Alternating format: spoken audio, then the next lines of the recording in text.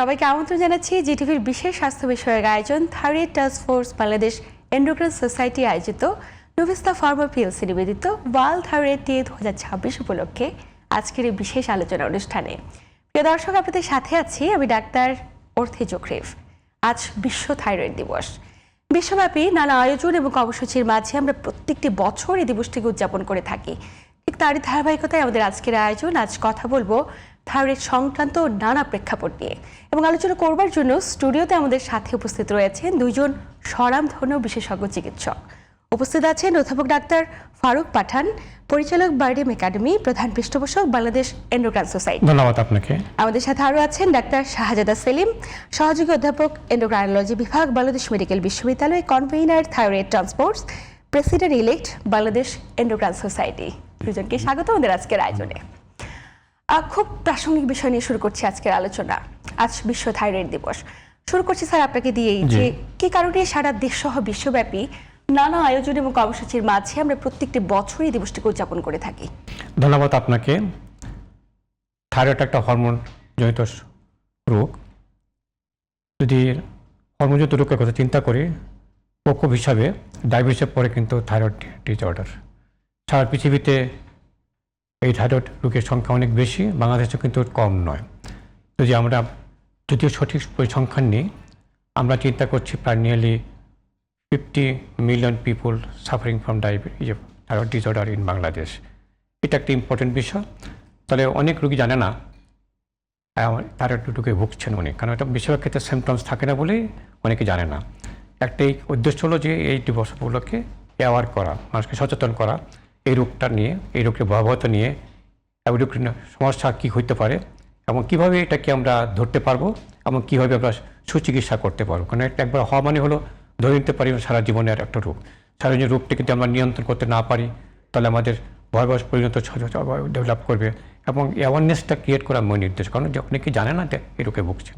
এটা হলো উদ্দেশ্য এই থাইরয়েড ওয়ার্ল্ড থাইরয়েড ডে উপলক্ষের প্রতিপাদ্য বিষয় বা থিম বা উদ্দেশ্য এটি মেইন। খুবই চমৎকার বলেছেন। বেশিরভাগ ক্ষেত্রে রোগীরা বুঝে উঠতে পারে না, তারা দীর্ঘদিন ধরে এই রোগটিকে শরীরের মধ্যে পুষে রেখেছে। এই প্রসঙ্গ থেকে স্যারের কাছে আসতে চাই যে স্যার, এবছর বিশ্ব থাইরয়েড দিবসের প্রতিপাদ্য বিষয় কি একটু জানবো, এবং সেই সাথে জানবো যে এই দিবসটি উদযাপনের মূল তাৎপর্য কি। জি, ধন্যবাদ আপনাকে। আমরা এই হরমোন বিশেষজ্ঞগণ বটেই পৃথিবীর বিভিন্ন দেশে আরও অন্য অনেক বিশেষজ্ঞ গ্রহণে কিন্তু এতে যুক্ত আছি, যাতে থাইরয়েড নিয়ে জনগণকে এই তথ্যগুলো দেওয়া যায়। এবং এবারের প্রতিপাদ্য বিষয় বুঝলেই বোঝা যাবে যে আসলে অনেককে যুক্ত হতেই হবে। যেমন এবারে বলছে সারা পৃথিবীতে থাইরয়েড ফেডারেশন ইন্টারন্যাশনাল তারা প্রস্তাব করেছেন থাইরয়েড আর নিউট্রিশন, মানে থাইরয়েড ও পুষ্টি। আমরা Bangladesh endocrine society thyroid task force থেকে এটাকে আমাদের জন্য, জনগণের জন্য বেশি করে বোধগম্য করার জন্য বলছি যে আপনার থাইরয়েডের পুষ্টি আপনার সুস্বাস্থ্যের জন্য জরুরি। তো এই তথ্যটি কিন্তু আমাদের মাথায় ওভাবে নেই, কিন্তু আমরা আবার এটা জানি যে আয়োডিনের ঘাটতি হলে থাইরয়েডের সমস্যা হয়। এটা কিন্তু একটা পুষ্টি, কিন্তু পুষ্টি যে কত বড় একটা ঘটনা এখানে ঘটাচ্ছে এটা নিয়ে কিন্তু মানুষের মধ্যে তথ্যের প্রচুর ঘাটতি আছে। আমরা তো আজকে যতটুকু পারি এটি জানাবার চেষ্টা করব। আর বাংলাদেশের অবস্থা দেখেন, বাংলাদেশ কিন্তু সেই 17 বছর থেকে থাইরয়েডের সমস্যা রোগী আছে। এবং আগে একসময় কিন্তু বড় বড় গলগণ্ড বা ঘ্যাগ নিয়ে বহু মানুষকে ঘুরে বেড়াতে দেখা যেত। এখন কিন্তু এত বড় বড় গলগণ্ড ঘ্যাগের রোগী না দেখলেও সংখ্যা কিন্তু কমেছে, এটা বলা মুশকিল আছে। আরেকটি হলো যে দিন দিন কিন্তু থাইরয়েডের রোগীর সংখ্যা বাড়ছে সম্ভবত বলছি এই কারণে যে কোনো জাতীয় ভিত্তিক গবেষণা কিন্তু সার্ভে প্রকাশিত করা হয়নি। এখন আমরা বিভিন্ন জায়গা থেকে তথ্য নিয়ে বলার চেষ্টা করি যে প্রায় 25 থেকে 30% মানুষ টোটাল দেশের, দেখেন কত হতে পারে, 25 থেকে 30% মানুষ থাইরয়েডের সমস্যায় আক্রান্ত। সেটি ধরলে প্রায় 4 কোটির কাছাকাছি। এত বড় সংখ্যক মানুষ আক্রান্ত, কিন্তু অনেকের কাছে এই বিষয়ে কোনো তথ্য নেই এবং চিকিৎসকদের মধ্যেও সামগ্রিকভাবে এই কর্মকাণ্ড তৈরি করা যাচ্ছে না। তাহলে এই দিবসটি যেমন এই প্রতিপাদ্য বিষয় একটি, আরেকটি হলো যে সংশ্লিষ্ট সকল গ্রুপের মানুষ, এর মধ্যে সকল গ্রুপের ডাক্তার, নীতি নির্ধারক এবং রাষ্ট্রের যে সেবাদানকারী প্রতিষ্ঠানগুলো, সেগুলো যারা আক্রান্ত হচ্ছেন, যাতে তাদের সেবা দিচ্ছেন, সকলকে আমরা যুক্ত করতে চাই, যাতে আমরা একটা সামগ্রিক চিকিৎসা এবং সেবা কেন্দ্র তৈরি করতে পারি। এটাই কিন্তু দিবসটিকে ফোকাস করা হয়েছে। এই যে একটা দিবস পালন করছি, আমরা আসলে সচেতন করতে চাই, একটু সচেতনতা বাড়ানোর উদ্দেশ্যে তো এত আয়োজন। স্যার একটু জানতে চাই যে আসলে বাংলাদেশে রোগটিতে আক্রান্তের ঝুঁকিটা কতটা উদ্বেগজনক। স্যার বলছিলেন যে প্রতিনিয়ত বাড়ছে এবং আমরা আসলে কোন অবস্থানে রয়েছি যেহেতু ডেটা বের করতে পারছি না, এই জায়গাটা থেকে একটু আসবো এবং কোন কোন রোগগুলো নিয়ে রোগীরা আপনাদের শরণাপন্ন হচ্ছে। ধন্যবাদ আপনাকে। অলরেডি ডক্টর সেলিম বলেছে আমাদের যদি 20 থেকে 30% পপুলেশন যদি আক্রান্ত হয়, তাহলে 4 থেকে 5 কোটি লোক আক্রান্ত এখানে আসছেন। আমাদের এই থাইরয়েডজনিত প্রবলেম নিয়ে বিভিন্ন রকম প্রবলেম আসতে পারে। একটা হতে পারে থাইরয়েড হরমোন কমে গেছে, যার তুলনায় যক্ষার তুলনায় তার কম তার তৈরি হচ্ছে, অথবা অতিরিক্ত তৈরি হচ্ছে, অথবা ঘ্যাক বলি আমরা, অথবা থাইরয়েড চাকা গলাতে আছে, দেখেন নডিউল বলছি। এই রোগীর সংখ্যা আছে। তার মধ্যে কোনটা কমন বেশি? কমন হলো হাইপোথাইরয়েড, অর্থাৎ থাইরয়েড গ্ল্যান্ড ও প্রয়োজন মতো আমার থাইরয়েড হরমোন তৈরি করতে পারছে না। এবং কারা আক্রান্ত বেশি ভালনারেবল কারা? ফিমেলরা। আচ্ছা, যদি আমরা চিন্তা করতে কি ফিমেলদের ভিতরে, কারণ একটা এরিয়াসে একটা রিপোর্টিভ পেজ, এই রিপোর্টিভ যে ফিমেলরা বেশি আক্রান্ত হয়, এটা আক্রান্ত হওয়ার কারণে তাদের বিভিন্ন রকম শারীরিক সমস্যা হয়। শিশুরাও হতে পারে, অর্থাৎ জন্মগ্রহণ করছে বাচ্চা, সদ্য প্রসূত বাচ্চা, তারও হতে পারে, আমার ইয়ং বয়সে হইতে পারে, বাল্যকালে হইতে পারে, অ্যাডাল্ট লাইফে হইতে পারে, ওল্ডার এজ গ্রুপে হইতে পারে, যে কোনো বয়সে আসতে পারে। তার কারণে অনেক রকম শারীরিক সমস্যা হয়। কোনো ক্ষেত্রে আমার বাচ্চার ডেভেলপমেন্ট ঠিকমতো হচ্ছে না, ফিজিক্যাল গ্রোথ ঠিকমতো হচ্ছে না, মেন্টাল ডেভেলপমেন্ট ঠিকমতো হচ্ছে না, এটা একটা পয়েন্ট। লম্বা হচ্ছে না কৈশোর বয়সে গিয়ে, সেটাও একটা পয়েন্ট। আচ্ছা, ঠিকমতো পিবার্টি আসছে না, জীবনপ্রাপ্ত হচ্ছে না, এটাও একটা পয়েন্ট এই থাইরয়েড হরমোনের প্রবলেম হলে। আর তারা মাসিক ঠিকমতো হয় না, মেয়েদের বেলা দিয়ে চিন্তা করে কনসিভ করতে ঠিকমতো পারছে না, কনসিভ হলে বাচ্চা টিকছে না, এটা একটা পয়েন্ট। এছাড়া যদি আমার অ্যাডাল্ট লাইফে যদি হয়, দেখা মুটিয়ে যাচ্ছি আমরা, এটা একটা সমস্যা। কাজের স্পিয়া কমে যাচ্ছে, মেমোরি কমে যাচ্ছে, কাজে উদ্যোগ কমে যাচ্ছে, এটাও একটা প্রবলেম আসছে। আমার এনার্জি তৈরি করার ব্যাপারে থাইরয়েড হরমোন একটা অন্যতম হরমোন। এতে এক এক বয়সে এক এক রকম। এমনকি ওল্ডার এজ গ্রুপে দেখা যাচ্ছে কাজের সমস্যা বাড়ছে, হাইপারটেনশন সমস্যা বাড়ছে, ফ্যাটি লিভার সমস্যা বাড়ছে, কিডনির সমস্যা বাড়ছে। এটার সাথে থাইরয়েড হরমোনের একটা বিরাট সম্পর্ক রয়ে গেছে। তা সব কিছু সামগ্রিক চিন্তা করতে পারলে বলতে পারি এটা ভয়াবহতা কিন্তু অনেক বেশি। যদি আমরা সঠিক টাইমে যদি আমরা নির্ণয় করতে না পারি, সঠিক টাইমে যদি চিকিৎসা না করতে পারি, সঠিক নিয়মিত চিকিৎসা করতে না পারি, ভয়াবহ আসবে। সেই হিসেবে আমার 3টা পার্ট এখানে। অ্যাওয়ারনেস প্রোগ্রাম আমার পাবলিককে জানাতে হবে, অ্যাওয়ারনেস প্রোগ্রাম আসতে হবে আমার ফিজিশিয়ানের ভিতরে, তাদের জানতে হবে যে এই রোগটা কেমন ভয়াবহ আসছে, কাদের বেলা হতে পারে, কী কারণে হতে পারে, কী লক্ষণ হতে পারে, এবং তাদের মাথায় চিন্তা করা। একটা রোগী যখন আমার কাছে আসলো অন্য প্রবলেম নিয়ে আসছে, কিন্তু আমাকে চিন্তা করতে হবে থাইরয়েড সমস্যা এখানে থাকতেও তো পারে, তাহলে ওটাও চিন্তা করতে হবে কীভাবে পরীক্ষা করতে হবে, কীভাবে ট্রিটমেন্ট শুরু করতে হবে, কার কাছে রিপোর্ট এই জায়গাগুলোতে অনেক কিছু করতে এখানে বাড়ানোটা খুব বেশি ব্যাপক হলো। একটা ফিজিশিয়ান অ্যাওয়ারনেস আর হলো পাবলিক অ্যাওয়ারনেস। তারপরে পলিসি মেকিং তো আছে, ডক্টর সলিম অলরেডি বলেছেন। পলিসি মেকিং আমরা কী করতে পারি এখানে, কীভাবে শনাক্ত করতে পারি, আর্লি শনাক্ত কেমন করতে পারি, এই যে পলিসি মেকিং এর জায়গাটা, সচেতনতা বৃদ্ধির জায়গা, এবং আমরা আসলে স্ক্রিনিং এর আওতাভুক্ত করতে পারছি কতগুলো রোগীকে, ঠিক তারই ধারাবাহিকতায় বাংলাদেশ এন্ডোক্রাইন সোসাইটি কি ধরনের উদ্যোগ গ্রহণ করছে বা সামনে রোগীগুলোকে কিভাবে স্ক্রিনিং এর আওতাভুক্ত করা যায়, প্রত্যেকটা বিষয় নিয়ে বিস্তারিত আলোচনা করব। তবে সময় হয়েছে একটি ছোট্ট বিরতি নেবার। ধন্যবাদ। প্রিয় দর্শক, বাংলাদেশ এন্ডোক্রাইন সোসাইটি এবং থাইরয়েড টাস্ক ফোর্স আয়োজিত নফিসা ফার্মা পিএলসি নিবেদিত ওয়ার্ল্ড থাইরয়েড ডে 2026 উপলক্ষে আজকের বিশেষ আয়োজন অনুষ্ঠান থেকে নিচ্ছি ছোট্ট একটি বিরতি, সাথেই থাকুন। প্রিয় দর্শক, বিরতির পর আবার সবাইকে স্বাগত জানাচ্ছি thyroid task force Bangladesh endocrine society আয়োজিত এবং নভিস্তা ফার্মা পিএলসি নিবেদিত ওয়ার্ল্ড থাইরয়েড ডে 2026 উপলক্ষে আজকের এই বিশেষ আলোচনা অনুষ্ঠানে। সাথে আছি আমি ডাক্তার অর্থি জোকরিফ এবং আমার সাথে আছেন দুইজন বিশেষজ্ঞ চিকিৎসক। বিরতির পর আবার স্বাগত আমাদের আজকের আয়োজনে।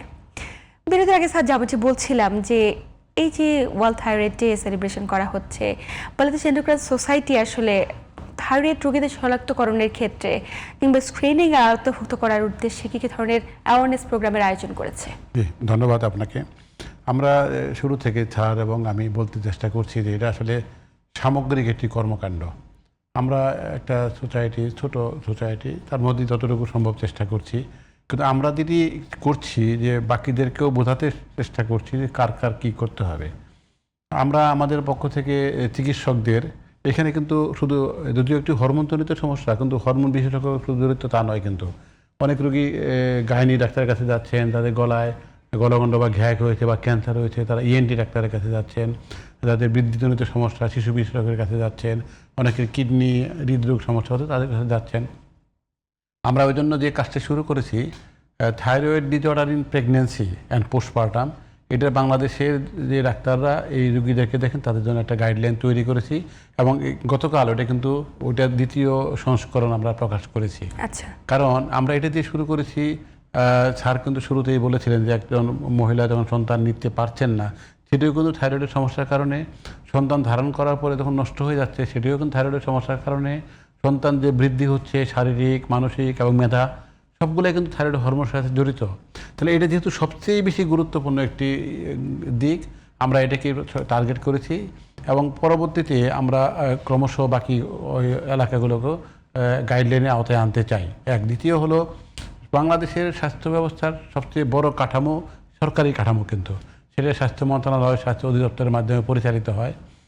আর এই পরিচালনাটা হয় অপারেশন প্ল্যান এর ভিত্তিতে। আমরা কিন্তু 2024-এ নন কমিউনিকেবল ডিজিজ, অসংক্রামক রোগ যে সেকশন আছে স্বাস্থ্য অধিদপ্তর, তাদেরকে বোঝাতে সমর্থ হয়েছে এবং ওনারা কিন্তু অপারেশন প্ল্যানের আওতায় এনেছে। কাজ শুরু হয়নি, কোনো এক সময় কাজ শুরু হবে। একই সাথে বাংলাদেশের বিভিন্ন অঞ্চলে যে ডাক্তাররা চিকিৎসা দিচ্ছেন থাইরয়েডের সমস্যার, তাদের জন্য কিন্তু সারাদিন একদম সকাল 8টা থেকে রাত 8টা ব্যাপী আমরা ওয়ার্কশপ করেছি। যে মেয়েটি আজকে সন্তান নিতে ব্যর্থ হলেন, আগে থেকে যদি আমরা শনাক্ত করে ওনাকে চিকিৎসার আওতায় রাখতে পারতাম, তাহলে কিন্তু এই বন্ধ্যাত্বের শিকার হতো না। তাহলে এই কাজগুলোকে আমরা সকল 3টা বড় গ্রুপ, স্যার কিন্তু খুব পরিষ্কার করে বলে, জনগণ, চিকিৎসক এবং নীতি নির্ধারক, 3 গ্রুপকে আমরা কিন্তু তথ্যগুলো দেওয়ার চেষ্টা করছি। সব পেরে গেছি তা নয়, আপনি জানেন না, পারা একবারে সম্ভব নয়, সময় লাগবে, কিন্তু আমরা কন্টিনিউয়াসলি কাজটি করে যাচ্ছি। এই কারণে আমরা কৃতজ্ঞ যে থাইরয়েড রোগীদের শনাক্তকরণের ক্ষেত্রে, অ্যাওয়ারনেস বিল্ড আপ করার ক্ষেত্রে বাংলাদেশ এন্ডোক্রাইন সোসাইটি খুব উল্লেখযোগ্য ভূমিকা পালন করছে।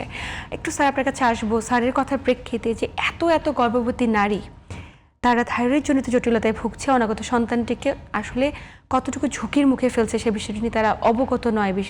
সত্যিকার অর্থে এই কারণে নয় যে তারা আসলে রোগটি সম্পর্কে জানে না। অন্যদিকে তরুণী কিংবা যিনি সন্তান ধারণ করতে যাচ্ছেন, হঠাৎ করে গিয়ে দেখা যাচ্ছে কনসেপ্ট করছে না, কিংবা বন্ধ্যাত্বের কারণ হচ্ছে এই থাইরয়েড রোগটি। একইভাবে স্যার ব্যাখ্যা করছিলেন আসলে নারীরা কি কারণে থাইরয়েড জনিত জটিলতাগুলোতে এগিয়ে রয়েছে। নারী পুরুষ কোনো তফাৎ নাই থাইরয়েড জটিলতা নিয়ে, কিন্তু সংখ্যা হিসেবে নারীটাই বেশি। যে হাইপোথাইরয়েড কথা চিন্তা করি, হাইপোথাইরয়েড মানে হলো আমার শরীরে থাইরয়েড হরমোন তৈরি হচ্ছে না, এটা হলো হাইপোথাইরয়েড বলি। এই যে সংখ্যা হচ্ছে বেশি, তো যে 20টা কেস হয় হাইপোথাইরয়েড, একটা কেস হবে হাইপোথাইরয়েড অতিরিক্ত হরমোন তৈরি করা। তার মধ্যে আমি 20টা কেস যদি হাইপোথাইরয়েড চিন্তা করি, তার মধ্যে 10 জন মহিলা, 1 জন পুরুষ। সেই হিসেবে মহিলা বেশি আক্রান্ত এখানে দেখা যাচ্ছে। কী কারণে মহিলারা আক্রান্ত বেশি হচ্ছে এই তথ্য কিন্তু পৃথিবী কোথাও জানা নাই, কিন্তু দেখা যাচ্ছে বেশি হচ্ছে। এই কারণটা খুঁজে বার করা দরকার আছে মনে করি, কেন মহিলারা বেশি ভালনারেবল একটা কথা। 2 নম্বরে যেটা কথা যেটা আপনি বলতেছিলেন, যেহেতু নারীরা আক্রান্ত বেশি হচ্ছে, একটা নির্দিষ্ট টাইমে তারা যৌনপ্রাপ্ত হচ্ছে। যদি একটা মেয়ে যৌনপ্রাপ্ত না হয়, ধরে নিতে হবে তার থাইরয়েড হরমোন প্রবলেম আছে কিনা। এদিকে যৌনপ্রাপ্ত হচ্ছে না বা ও মোটা হয়ে যাচ্ছে এবং তার কাজের স্প্রিয়া, দৈনন্দিন যে অ্যাক্টিভিটি, স্কুলের অ্যাক্টিভিটি কমে যাচ্ছে, ডেফিনেটলি আমাকে থাইরয়েড হরমোন টেস্ট করতে হবে। 2 নম্বর হলো যে যেহেতু এই সংখ্যা বেশি মেয়েদের ভিতরে, যখন আমি বাচ্চা ধারণ করতে যাব, চিন্তা করছি, প্ল্যান করছি, আমি কনসেপ্ট করতে যাচ্ছি, তার আগে চেক করা যে আমার থাইরয়েড হরমোনের ঘাটতি আছে কিনা। কারণ যদি আমি কনসিভও করি, একটা কনসিভ সহজে হয় না, আর যদি কনসিভ করে আমার বাচ্চা টিকবে না, তাহলে আমাকে আগে থেকে জানতে হবে যে কনসেপশন প্ল্যানিং বলে এটাকে, প্রি কনসেপশন প্ল্যানিং। এই ক্ষেত্রে আমাকে একটা ভূমিকা রয়ে গেছে অ্যাওয়ার করা মেয়েদেরকে, যে আপনি যে সন্তান ধারণ করার ইচ্ছা করেছেন, পোষণ করেছেন, আপনি প্ল্যান করেছেন, আপনি আবার থাইরয়েড টেস্টটা করে নেন। যদি থাইরয়েড প্রবলেম থাকে, অবশ্যই আপনি থাইরয়েড হরমোন লেভেল ঠিক করে তারপরে আপনি কনসেপ্ট করবেন। এবং কনসেপ্ট করার পর থেকে আপনি প্রতি মাসে মাসে আপনি ফিজিশিয়ানের সাথে যোগাযোগ করতে হবে, কারণ প্রেগনেন্সি অবস্থায় থাইরয়েড হরমোনের রিকোয়ারমেন্ট বাড়ে যায়। সেক্ষেত্রে আপনাকে প্রতি মাসে মাসে চেক করে রিপোর্ট দেখে লেভেলটা, যেটা লেভেলটা আমার রাখা দরকার ভালো কনসেপ্ট রাখার জন্য, সেই লেভেল রাখতে হবে।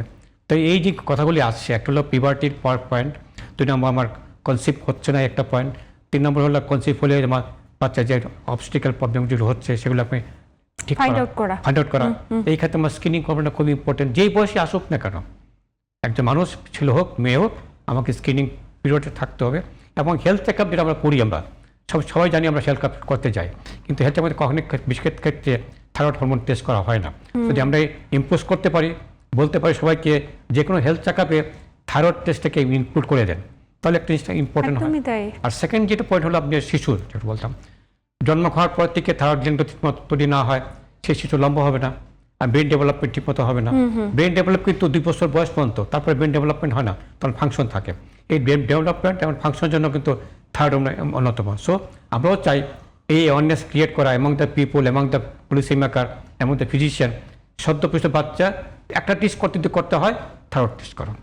একদম সম্মত ট্রিটমেন্ট করতে পারলে বাচ্চা লম্বা ঠিকমতো হবে, ব্রেন ডেভেলপমেন্ট ঠিকমতো হবে, আইকিউ ব্রেন সেভাবে ফাংশনটা ঠিক থাকবে, এবং সুস্থ একটা আমরা জনশক্তি তৈরি করতে পারবো। একটা দেশের তো জনশক্তি ইম্পর্টেন্ট, একদম। সেই জনশক্তি কিন্তু সুস্থ জনশক্তি ইম্পর্টেন্ট। সেক্ষেত্রে যদি আমি থাইরয়েড হরমোন না দেখি বা তাদের অবযত্ন মনে তারা থাইরয়েড হরমোন ঘাটতি থাকে, ট্রিটমেন্ট না করে, সেটা আমি ভালো তার কাছে আশা করতে পারি না। মেন্টাল পারফরমেন্স ঠিকমতো আমি প্রোডাক্টিভ লাইফ আশা করতে পারি। সো সব ক্ষেত্রে যদি চিন্তা করি, স্ক্রিনিং ইজ মোর ইম্পর্টেন্ট। একদমই। আমরা এই বিষয়গুলো নিয়ে আর কি অ্যাওয়ারনেস বিল্ড আপ করার প্রক্রিয়া কি কি হতে পারে আমরা বিস্তারিত আলোচনা করব, তবে সময় হচ্ছে আরেকটি বিরতি নেবার। প্রিয় দর্শক, thyroid task force Bangladesh endocrine society আয়োজিত নভিস্তা ফার্মা পিএলসি নিবেদিত ওয়ার্ল্ড থাইরয়েড ডে 2026 উপলক্ষে আজকের এই বিশেষ আয়োজনে নিচ্ছি ছোট্ট একটি বিরতি, সাথেই থাকুন।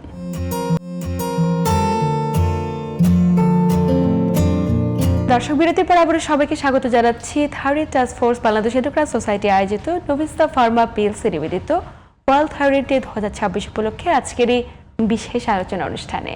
সাথে আছি আমি ডাক্তার অর্থে জোখরেফ এবং আমার সাথে আছেন দুইজন বিশেষজ্ঞ চিকিৎসক। স্যার, বিরতির পর আবার স্বাগত আমাদের আজকের আয়োজনে। স্যার, একটি বিষয় জানার আছে, আমরা তো যেহেতু এখন পর্যন্ত স্ক্রিনিং প্রোগ্রামগুলোকে এত বেশি বাড়াতে পারিনি, বই লেভেলে আমাদের এখন অপারগতা রয়েছে, সাধারণ যারা দর্শক আমাদের আয়োজনটি দেখছে, আসলে কোন কোন ধরনের পরীক্ষাগুলো করলে তারা থাইরয়েড রোগটিকে শনাক্ত করতে পারবে, এটা একটু জানতে চাই, এবং চিকিৎসা পদ্ধতির আসলে সুবিধাগুলো কি কি রয়েছে আমাদের দেশে? এটি আসলে জানাটা দরকার আছে। আরেকটি আমি এর সাথে যুক্ত করি যে কারা টেস্ট করবে। আমরা তো একটি কাঠামোগত অবস্থা বললাম, এর বাইরে যারা আছেন বেশিরভাগ ক্ষেত্রে কিন্তু হাইপোথাইরয়েডিজম সবচেয়ে বেশি তো লক্ষণ নাই। তাহলে আমার মনে হয় যেহেতু বাংলাদেশ অনেক বেশি মানুষ আক্রান্ত, যার যখন সম্ভব হয় তখন উনি পরীক্ষা করে নিলে ভালো হয়। সেই ক্ষেত্রে যদি আমি লক্ষণ না থাকে, তাহলে একটা TSH এবং FT4 টেস্ট করলেই বুঝতে পারবো ওনার থাইরয়েড ঠিক আছে অথবা হাইপোথাইরয়েডিজম আছে। আর যদি লক্ষণ থাকে, সাধারণত হাইপারথাইরয়েডিজমের লক্ষণগুলো খুব প্রকাশ পায়, সেক্ষেত্রে FT3, FT4 এবং TSH করতে হয়। পরবর্তীতে কনফার্ম করার জন্য আরও কিছু টেস্ট দরকার হয়। এখানে দুটা গুরুত্বপূর্ণ তথ্য আমি যুক্ত করি। একটি হলো পরমাণু শক্তি কমিশনের আওতায় সরকার কিন্তু সাবসিডি দেয়। বাংলাদেশে 22টি সেন্টার আছে, এখানে কোয়ালিটি চিকিৎসা টেস্ট হয়, এবং এই টেস্টগুলো কিন্তু বেশিরভাগ টাকা সরকারের কাছ থেকে আসে, তাহলে বেশি খরচ হয় না কিন্তু। এবং 22টা সেন্টার কিন্তু, তাহলে ঢাকাতে 4টে থাকলেও বাকি 18টা কিন্তু ঢাকার বাইরে। তাহলে যেখান থেকে শুনছেন আপনার কাছাকাছি একটু খোঁজ নিলে জানতে পারবেন যে আপনার কাছাকাছি একটা সেন্টার আছে যেখানে মানসম্মত ও কম পয়সায় একটি থাইরয়েড টেস্ট আপনি করতে পারবেন। আচ্ছা, এটি হলো প্রথম কথা। দ্বিতীয় হলো ঢাকা অন্য বিভাগীয় শহর, জেলা শহরগুলোতেও কিন্তু প্রাইভেট যে হাসপাতালগুলো আছে, ক্লিনিকগুলো আছে, সেখানেও কিন্তু টেস্ট করা যায়। সুতরাং টেস্ট কিন্তু করা যাচ্ছে না তা না, কিন্তু এটা খুবই সস্তা তা নয়, আবার অনেক বেশি ব্যয়বহুল তা নয়, একটু মাঝামাঝি ধরনের আছে। সরকারি মেডিকেল কলেজগুলোতেও এই টেস্ট করা যায়। সুতরাং উদ্যোগ থাকলে কিন্তু অনেকেই করতে পারবেন, পারবেন তা না, করে নেওয়াটা আসলে খুব জরুরি। দেশের বাস্তব চিত্রটি আসলে কি বলছে, যে কি পরিমাণ ব্যক্তি নিয়মিত ওষুধ সেবন করছে এবং কারা, মানে কত পরিমাণ ব্যক্তি আসলে একটু যখন বেড়ে যাচ্ছে উপসর্গগুলো তখন খাচ্ছে, অন্যান্য সময় বন্ধ রাখছে? এটা নির্ভর করে অনেক কিছুর পর। আপনি যখন একটা রোগীর থাইরয়েড হরমোনের ঘাটতি হলো, প্রথমে আপনাকে কাউন্সিলিং করা, যে এটা একটা রোগ, এটা সহজ একটা ট্রিটমেন্ট, কিন্তু আপনাকে রেগুলার সেবন করতে হবে এবং সারা জীবনে আপনার লাগবে। এমন না যে আমি একটা ডোজ দিলাম তাই চলবে, 2 মাস 3 মাস পর পর আপনার টেস্ট করতে হবে, রিপোর্ট দেখে ডোজ অ্যাডজাস্ট করতে হবে। আর একটা পয়েন্ট বলতে হবে, এটা কোনো ওষুধ না, যেমন পানি কোনো ওষুধ না, আপনার থাইরয়েড হরমোন কোনো ওষুধ না, আপনার নিজের জিনিস আপনার হাতে নেই, আপনার হারিয়ে ফেলেছেন, আপনার গ্ল্যান্ড তৈরি করতে পারছেন, আপনি রিপ্লেস করছেন, জাস্ট পানির মতো রিপ্লেস করছেন, এটা কোনো ওষুধও না। এটা আপনার সারা জীবন খেলে কোনো পার্শ্ব প্রতিক্রিয়া নাই, আপনি কখনো এটা বন্ধ করবেন না, কিন্তু ডোজ অ্যাডজাস্ট করতে হবে, এটা মনে রাখতে হবে। এই কথাগুলো যে আমি আগের থেকে রুগীকে অত 5 মিনিট 10 মিনিট ব্যয় করে বলে দিই, এই রুগী কখনো বন্ধ করবে না। কিন্তু দেখা গেছে যে বেশিরভাগ ক্ষেত্রে হয়তো 1 বছর 2 বছর খাওয়ার পরে বন্ধ করে দিল, কারণ ভাবছে যে এটা ওষুধ ভাবছে বলেই তো বন্ধ করে দিচ্ছে, সেটা এতদিন খাবো, নিজের সাইড ইফেক্ট হবে, ডাক্তার কাছেও যান না, মানে একই রোজে খেয়ে যাচ্ছে, এবং একই প্রেসক্রিপশন টানা 2 বছর, দুবার খেয়ে আড়াই যাচ্ছে। বছর, 3 বছর কন্টিনিউ করছে। তা তো নাই, অর্থাৎ এটা আপ ডাউন করবে। যখন আমরা পানি কি সবসময় একরকম খাই, একরকম খাই না, আবহাওয়ার সাথে খাপ খেয়ে আমরা আপ ডাউন পানির পরিমাণ ঠিক করি। ঠিক তেমনি এটাও তাই, আবহাওয়ার সাথে খাপ খেয়ে আমাকে এনার্জি তৈরি করতে হয়। এনার্জি শীতকালে আমার এনার্জি তৈরি করতে বেশি, আমার ডিমান্ড বেশি, আমার পরিমাণ বেশি লাগবে। গরমকালে আমাদের ডিমান্ড কম, পরিমাণ কম লাগবে। তো আমার আবহাওয়ার সাথে খাপ খেয়ে আমাকে রিপোর্ট দিকে দিকে অ্যাডজাস্ট করতে হবে, কারণ আবহাওয়া চেঞ্জ হবে, আমার রিকোয়ারমেন্টও চেঞ্জ হবে। স্যার, একদম শেষ দিকে আছি আমরা, জানতে চাই যে থাইরয়েড জনিত সংক্রান্তগুলো রোধে আসলে দর্শকদের উদ্দেশ্যে কি পরামর্শ থাকবে? জি, ধন্যবাদ। এটি আসলে সবচেয়ে গুরুত্বপূর্ণ যে আমরা প্রতিরোধ করতে পারি কিভাবে। আমরা কিন্তু কিছু কিছু মেসেজ বলে দিয়েছি। তাহলে আমাকে অভ্যাস করতে হবে যে আমি যতটা সম্ভব সামুদ্রিক মাছ, সামুদ্রিক আগাছা খেতে চেষ্টা করব। আয়োডাইজড সল্ট, যেটা আজকে আলোচনায় আসেনি যদিও গুরুত্বপূর্ণ, যে প্যাকেটজাত লবণ যেটাতে আয়োডিন আছে, সেটি আমরা খাবার চেষ্টা করব। আমি 2-3টা মেসেজ খুব পরিষ্কার করে বলতে চাই। একটি হলো যে সকল গর্ভধারণের আগে পরিকল্পনার অংশ হিসাবে থাইরয়েডের টেস্ট করে নেওয়া মহিলা এবং পুরুষ, মানে হাজব্যান্ড ওয়াইফ দুজনের জন্যই অতি জরুরি। প্রতিটি সন্তান জন্মগ্রহণ করার পরই তার থাইরয়েডের হরমোনের অবস্থা দেখে নেওয়া জরুরি। জীবনের প্রতিটি গুরুত্বপূর্ণ ধাপ, শিক্ষা শুরু, চাকরি শুরু, অবসর এবং 60 বছরের পরে, এগুলোকে বিশেষ করে আমাদেরকে একটা সিস্টেম থাকতে হবে যারা আমরা থাইরয়েডের পরীক্ষা করব। আমরা অপেক্ষা করব না যে লক্ষণ দেখা দিল কি দিল না, তার আগে আমরা টেস্ট করে নেব। তাহলে যদি আমরা শনাক্ত করতে পারি, চিকিৎসা খুবই সহজ। এবং এই ক্ষেত্রে আমি খুবই গর্বের সাথে বলতে চাই, থাইরয়েডের রোগ শনাক্তকরণ, চিকিৎসা টোটালটাই বাংলাদেশ কিন্তু পরিপূর্ণভাবে আমরা পারি। একদম। এর জন্য বিদেশি নির্ভরতার কোনো দরকার নেই। নিশ্চয়ই। আপনি কিছু যোগ করতে চান কিনা স্যার এই বিষয়টি নিয়ে? না, ঠিকই বলছি, যেটা ডক্টর সেলিম যেটা বলে সবই ঠিক আছে এখানে। যেটা হলো আপনার মানে এমন এক ব্যয়বহুল চিকিৎসা এটা না, কিন্তু অ্যাকচুয়ালি কিন্তু এটার দরকার মানসিকতা চেঞ্জ করা, কাউন্সিলিং করা, তো বেশি আমি মানুষকে অ্যাওয়ার করতে পারবো, এটা একটি ইম্পর্টেন্ট বিষয়। আর যারা স্বাস্থ্য ক্ষেত্রে যারা আছে তাদেরও একটা চোখ কান খোলা রাখতে হবে। যে রোগী যে কারণেই যাক না কেন, আপনি সবসময় থিঙ্ক করবেন যে আমার সেকেন্ড কমন এন্ডোক্রাইন ডিজিজের থাইরয়েড, এখানে কোনো প্রবলেম আছে কিনা সেটা খেয়াল রাখা। এবং চাকরি ক্ষেত্রেও যেটা ইম্পর্টেন্ট, এটাও একটা ইম্পর্টেন্ট বিষয়। আমার প্রবলেম থাকুক বা না থাকুক, স্ক্রিনিং করলে আর্লি ট্রিটমেন্ট আমি পেয়ে যাবো এখানে। একদমই। আলোচনার শেষ প্রান্তে খুবই চমৎকার তথ্য পেলাম। প্রত্যেকটি দর্শক আপনাদের এই তথ্য এবং পরামর্শের মাধ্যমে অনেক বেশি উপকৃত হয়েছে। দুজনকে আন্তরিক ধন্যবাদ। ধন্যবাদ আপনাকে। প্রিয় দর্শক, যেমনটি বলছিলেন আমাদের বিশেষজ্ঞ চিকিৎসকরা, প্রাথমিক অবস্থা শনাক্ত করে না হওয়ার দায়ে কেবলমাত্র বাংলাদেশে অসংখ্য নারী বন্ধ্যাত্বের শিকার হচ্ছে, অসংখ্য নবজাত শিশু জন্মগ্রহণ করছে থাইরয়েড সংক্রান্ত নানা জটিলতা নিয়ে, এবং যেগুলোর ফলশ্রুতিতে পরবর্তীতে দেখা যাচ্ছে নানা ধরনের জটিলতা। তাই প্রাথমিক অবস্থায় যে কোনো ধরনের লক্ষণ কিংবা উপসর্গ থাকলে অবশ্যই বিষয়টিকে শনাক্ত করুন এবং চিকিৎসা পদ্ধতি এর আওতাভুক্ত হন। সবাই ভালো থাকুন, সুস্থ থাকুন এবং জিটিভির সাথেই থাকুন।